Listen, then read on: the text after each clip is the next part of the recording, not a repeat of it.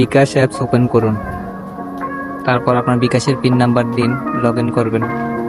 তারপর পে বিলে যাবেন, তারপরে বিদ্যুৎ সিলেক্ট করবেন। তারপর নিচে বিপিডিপি প্রিপেড একটা অপশন আছে, ওইটাতে ক্লিক করবেন এইটা।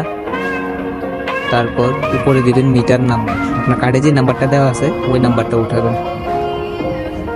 তারপর কন্ট্যাক্ট নাম্বার যে কোনো একটা নাম্বার দিবেন বা নিজের নাম্বার দিলেও হবে। তারপর পে বিতে এগিয়ে যান। তারপর টাকার পরিমাণ দিন, কত টাকা আপনি রিচার্জ করবেন।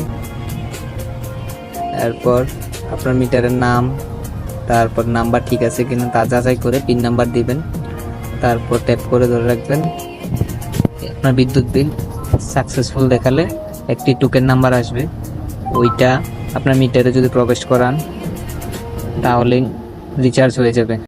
ভিডিওটি আপনার